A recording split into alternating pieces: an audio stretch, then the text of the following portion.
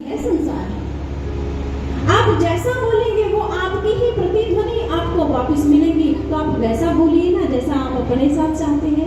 हमारे उपनिषद कहते हैं इसे व्यवहारिकता कहा जाता है। ये भी एक संस्कार है।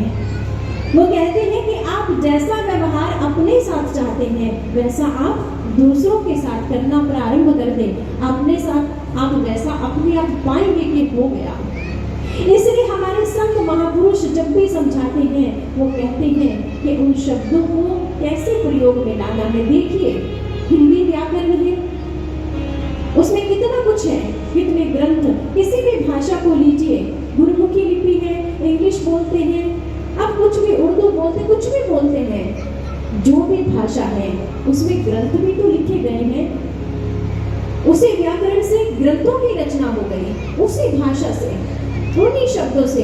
लेकिन जब यही शब्द भाषा एक दुष्ट के हाथ लगती है तो वो श्लोक नहीं बनाता, वो गालियां बना लेता है उन शब्दों को जोड़कर।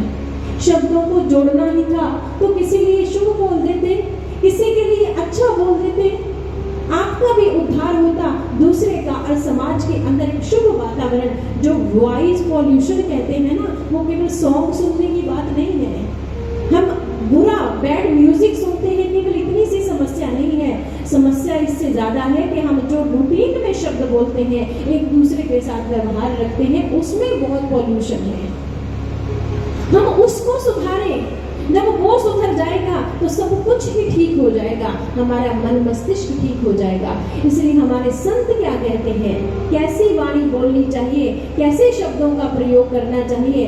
अनर्गल प्रलाप में कुछ नहीं रखा, अच्छा बोलो, सुंदर बोलो और कम बोलो। अगर ये बातें किसी को समझाओ वो कहेगा वाह भाई अब तुम्हारे अकॉर्डिंग जीवन जिए। एक व्यक्ति बहुत बोलता था तो किसी ने कहा रे भाई इतना ऊंचा बोलता है और इतना कटु बोलता है और इतना ज्यादा बोलता है।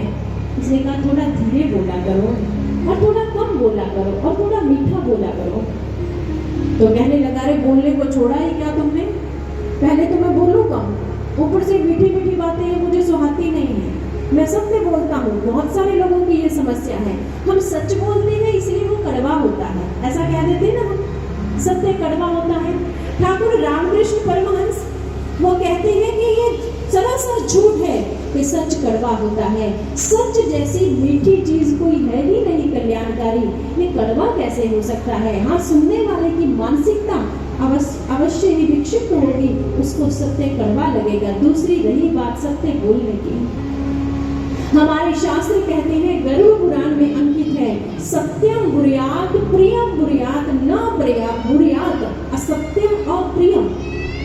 वो कहते हैं कि सत्य बोलो लेकिन प्रिय सच बोलो ना। आप सच बोलते हैं बोलिए, पर सच प्रिय सच बोलिए। आप वो सच ना बोलिए जो कटु सच हो। सच ही बोलना है। कोई नेत्रहीन है, अंधा है, नेत्रहीन अंधा एक ही बात है, पर आप उसे बुलाएंगे नेत्रहीन भाई या सूरदास कह देंगे शब्दावली, तब भी उसको नेत्र नहीं मिलने वाला, तब भी उसे दिखने नहीं वाला।